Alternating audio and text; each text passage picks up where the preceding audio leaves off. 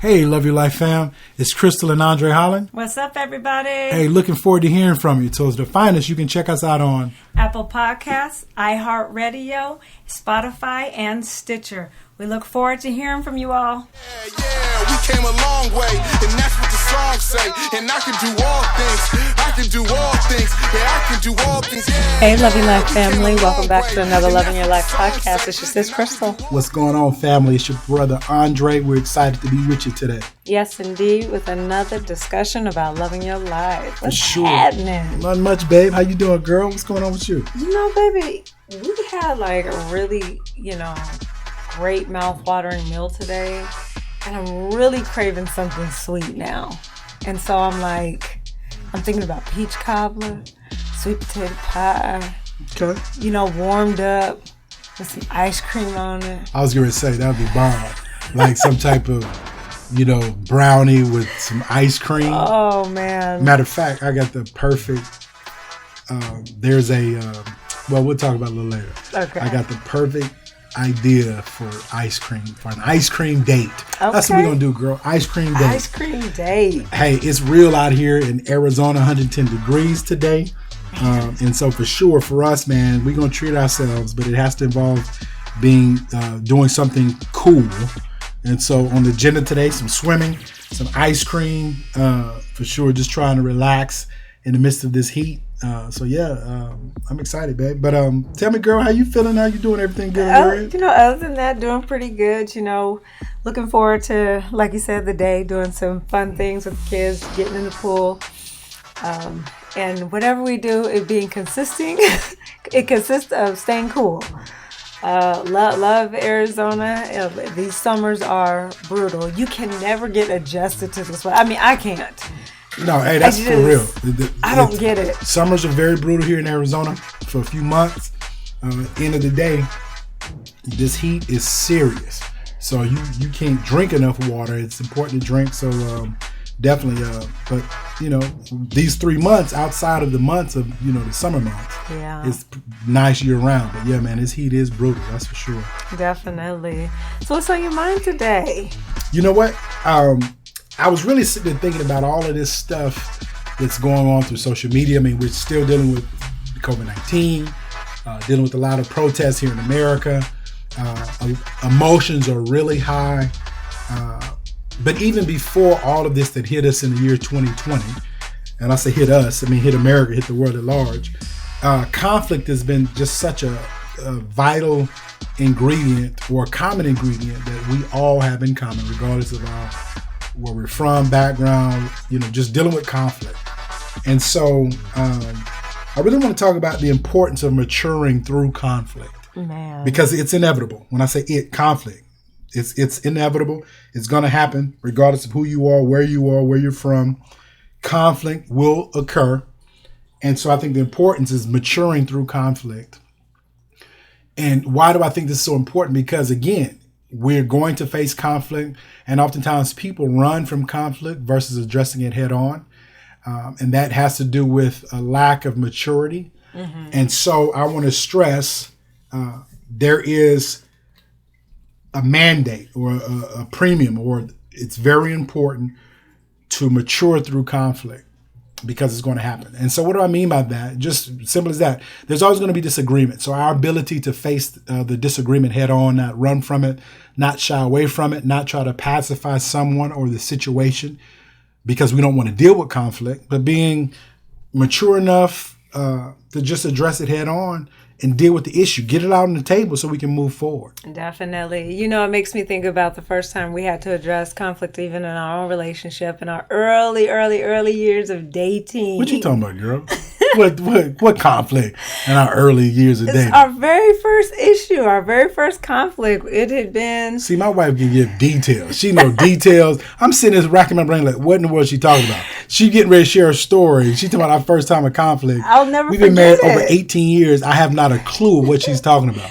It was our first one, babe. I can't forget it because, obviously, hey, you have two different lives that collide. And so what happened? Okay, I'm getting there. Oh, and okay. so pre-Andre, obviously an ex. He had exes, I had exes, and we made plans. We were going to get together. I got off of work and he came by. And right when he showed up, I ended up getting an important phone call from work. Had to take it. And but prior to that, I had been getting this nagging call from a store to come, hey, your photos are still here. They've been here for like 4 months. And I was like, oh, snap. So I picked them up on the way home, didn't look at them, threw the bag on the bed.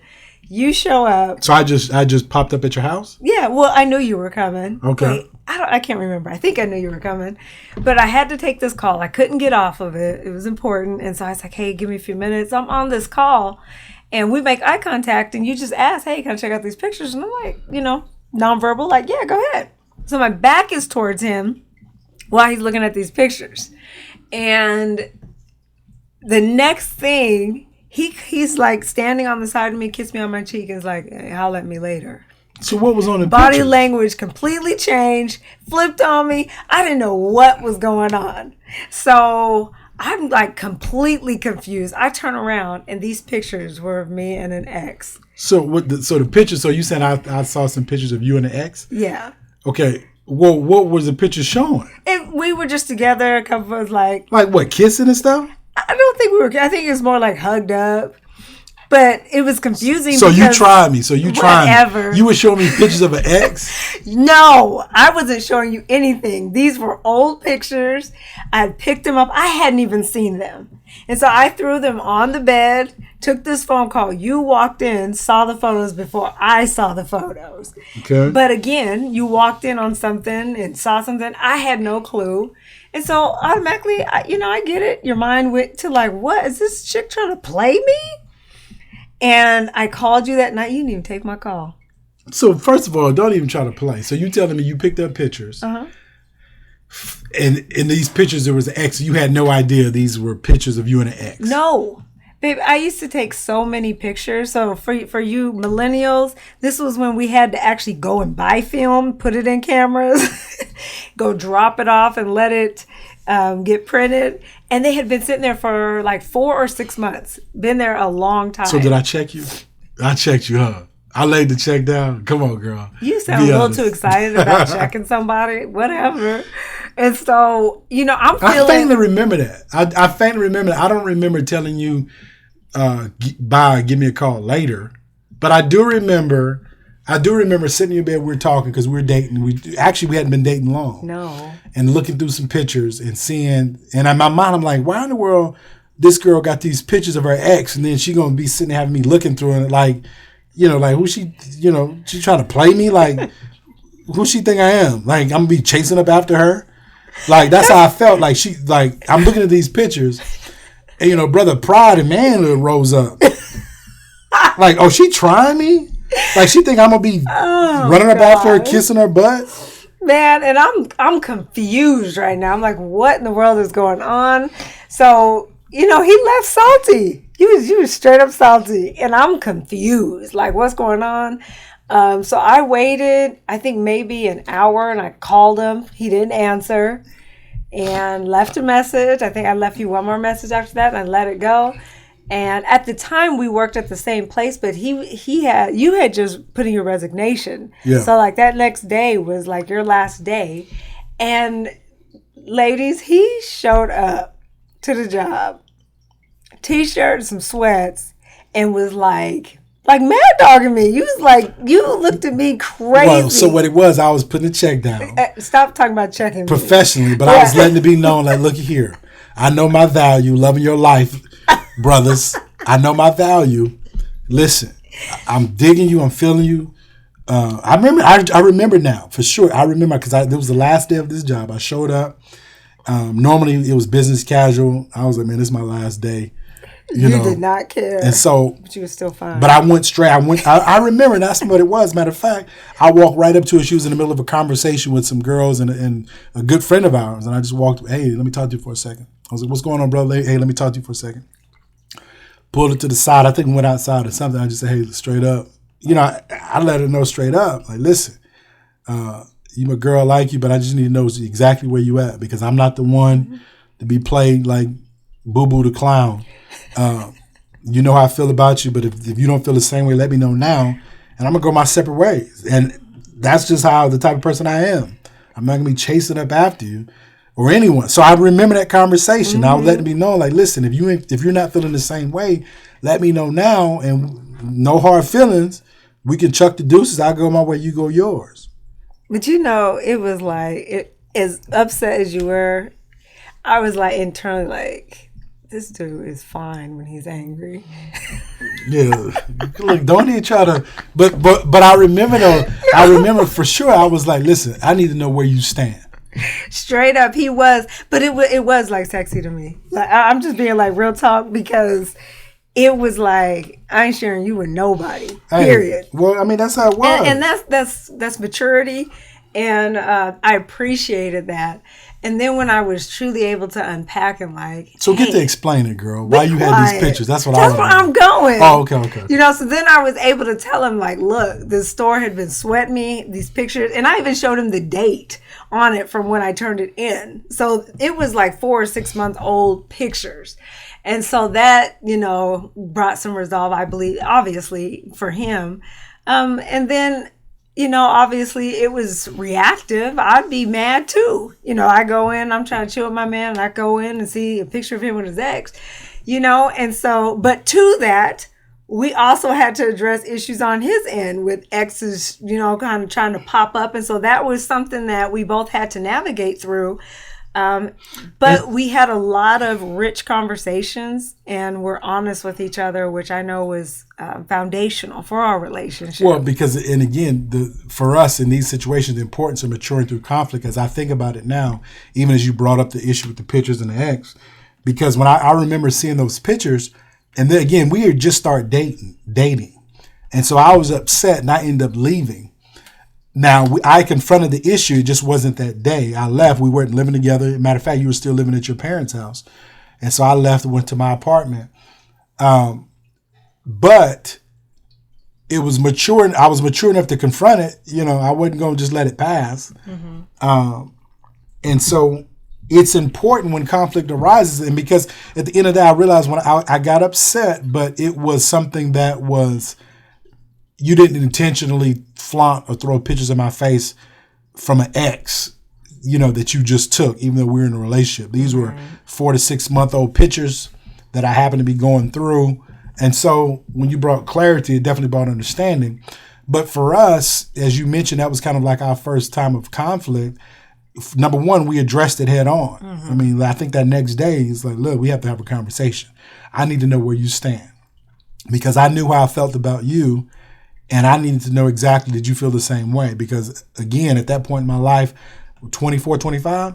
Yeah, 24. Yeah, it's like 24. So I knew what I wanted, and if you didn't want the same thing, I wanted to know up front so I wouldn't be wasting my time. Yeah. And so, but again, I had to confront, I had to deal with that area of conflict.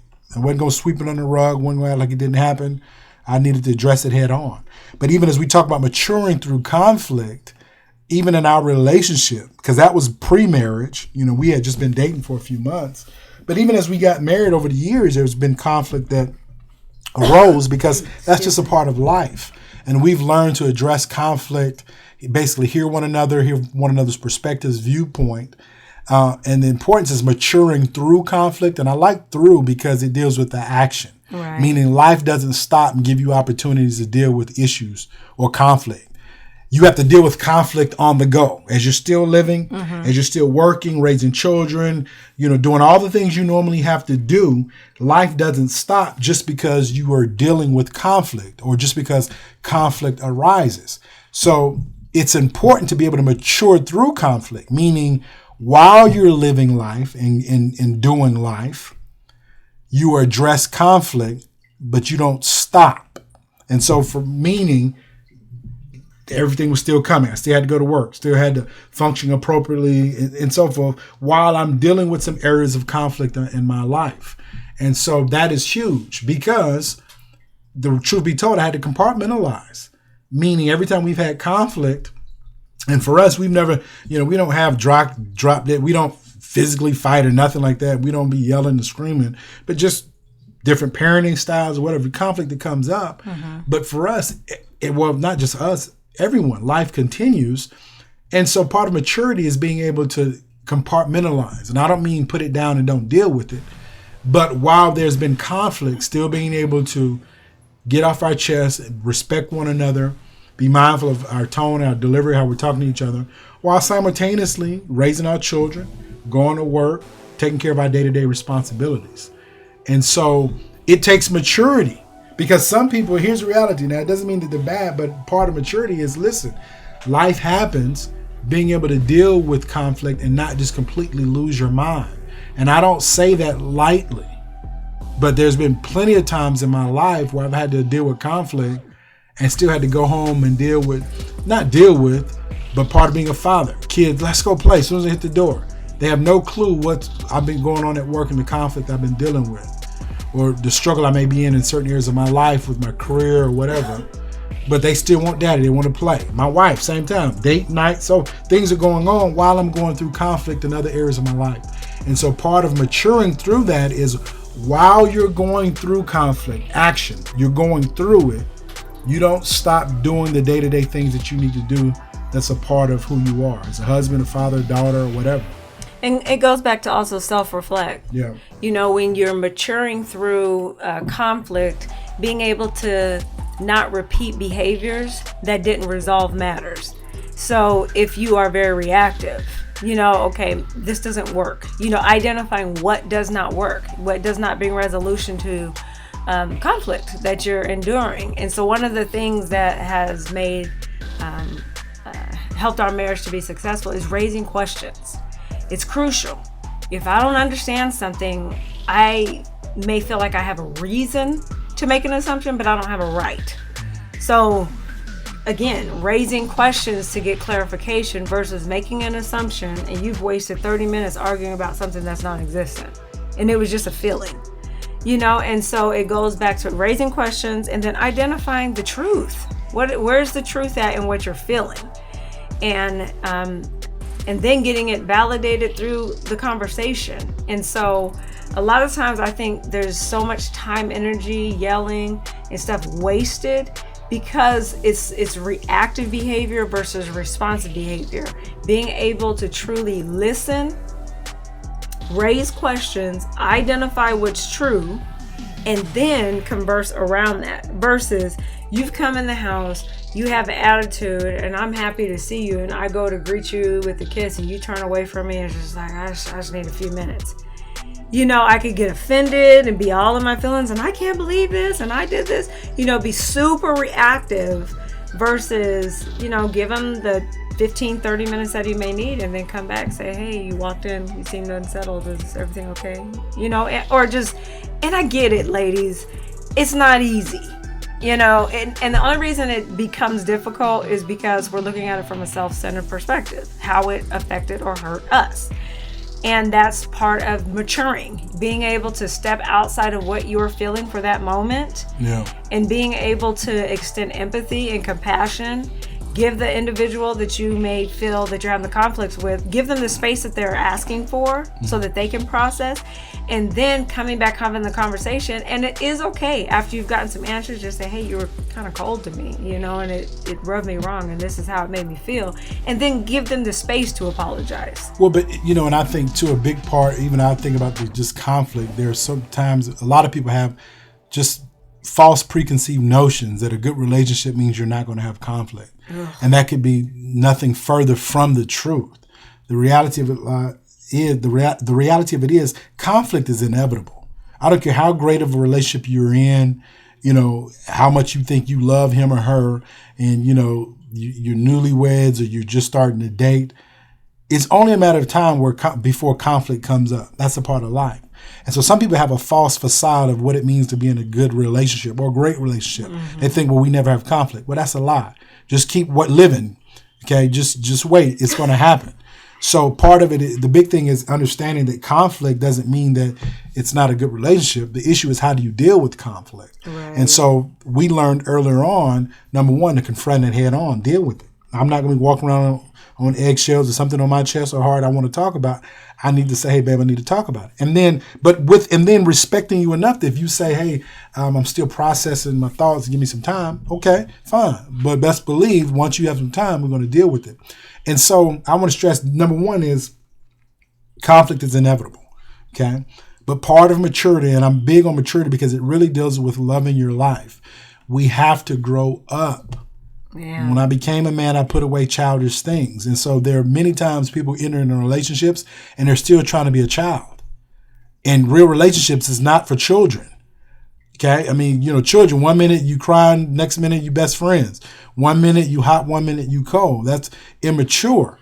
But real relationships or mature relationships, you have to understand, regardless conflict or not, we're in this thing and we're going to get through it. And so just be mindful of it, that maturing through conflict, meaning you deal with it. You go through everything that you need to go through in order to address the source of conflict, work on it, get past it, and be able to move forward.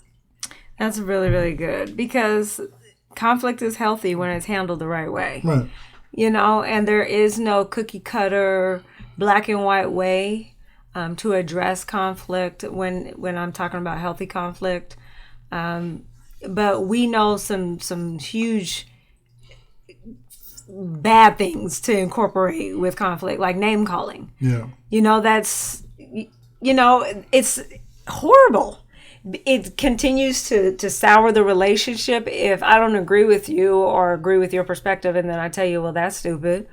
Well, you're dumb for this. Right. Belittling, demeaning. Yeah. Right. And so you have to understand that those words have power, and you're teaching the other party what they can trust you with, how vulnerable they can be with you. And so if you disagree with their perspective and the words that you release to them, well, why'd you do that? That was stupid.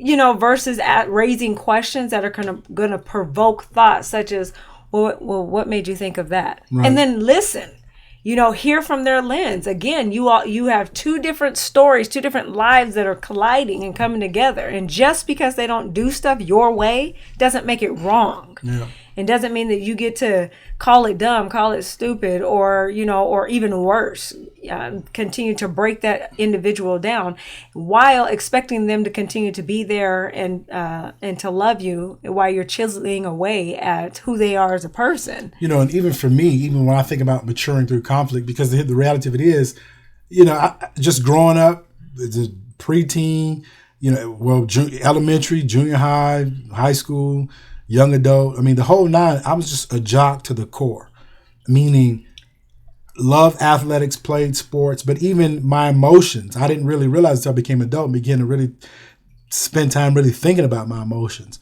There was oftentimes where I had that same kind of sports mentality in life and people who I was in a relationship with. And what I mean by that, so like in sports, you can't show weakness, because if you do, your opponent will take advantage of that weakness. So like if you playing football, if you show that you're limping, like I said, I played football. If I showed that I was limping playing cornerback, the quarterback and the receiver was going to automatically try to throw my direction. And so there's times you come up from a tackle or you're limping, you got to shake it off quick and don't even show it, because no mercy is going to be shown towards you. You're going to get taken advantage of. But I recall just years ago having that same, not saying that someone told me to act like that, but in my relationship with my wife, I realized that there were certain parts of my emotions where I was operating out of that same sports mentality, meaning I was not dealing with how I was truly feeling, or trying to say, oh, ain't no big deal, or wasn't allowing my wife to truly let her know that I was hurting. And for me, it was nothing that she said or did. It was just me not being comfortable with acknowledging, hey, my feelings are hurt. Man. Because of how it made me feel. Inside, it made me feel weak, vulnerable. And I didn't like it because I wasn't accustomed to it. God. And because of that same sports mentality, you don't show your weaknesses.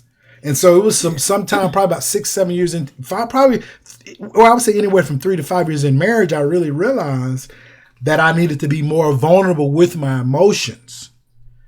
And so when I say maturing through conflict, it took me, I'm not saying that I had it all together. Obviously, I'm not saying I got it all together now, but I'm a lot better than I used to be. But I'm definitely more intentional of understanding my emotions, truly loving my life enough to really take ownership of my emotions and being able to share how I'm feeling with my wife, my significant other. And so for me, maturing through conflict, it gave me the ability to express how I was feeling when I was in a conflict, whether with my wife or just on the job. There was times I would just not try to talk about it, not bring it home because I didn't want to share it with her because I didn't like how it made me feel. And I didn't want it to sound weak when I was telling my wife I was frustrated or discouraged or feeling fear. Yeah. But as I matured, I began to just talk to her, babe, this is how I'm feeling. I'm up for this. Just give an example. I'm up for this promotion, but I'm worried about it, or I'm fearful about this or that. It was a form of liberty for me as a man, maturing through conflict, meaning I had to deal with inner conflict and be mature enough to deal with it, but also to be able to express it. Hey, this is what I'm going through. And it helped strengthen our relationship, and it helped bring a peace to me because I didn't have to sit and wrestle internally with this inner sources of conflict and not be able to share with my significant other. I love that you shared that because, even in those earlier years, I remember like internally, like, man, why doesn't he trust me? And it wasn't a trust issue. It was more like he explained, it was something that he had to mature through and get truth to concerning his own perspective concerning vulnerability. But as his wife, here I am over here like, why won't he talk to me about, because I could feel it, but obviously as human beings, if we don't get answers, it causes us to try to make sense of it. So what did I do? I looked within and was trying, okay, well, what am I doing wrong? What questions have I not answered or thought to ask so that he feels safe to share this information with me? And when he got to that place, he was able to tap into my strengths and vice versa.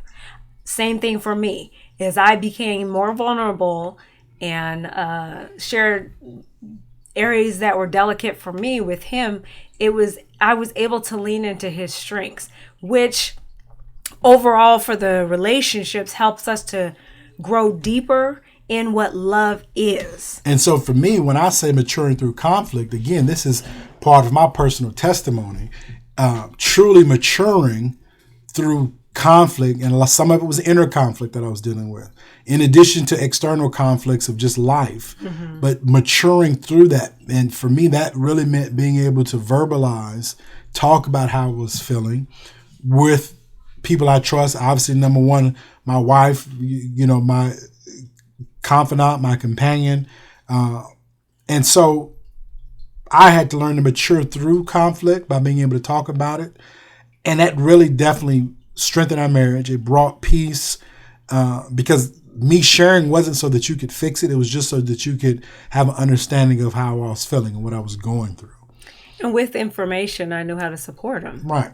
And so that's the big part when I say maturing, because many times people will continually run from it. Here I am in my mid-40s, but I do know people who are a lot older than I am now, and they still won't share their innermost feelings with their significant other. Man.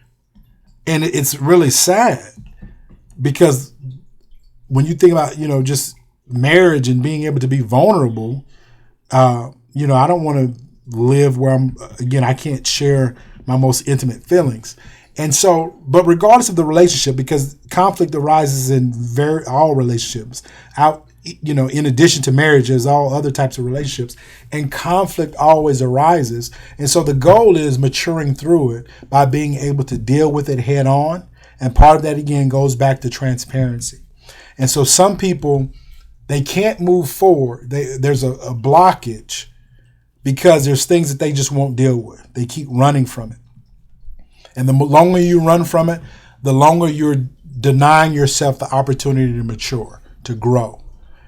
Or you keep yourself stuck in this cycle. You have to keep repeating the same lesson because you haven't shown that you've mastered it by conquering it.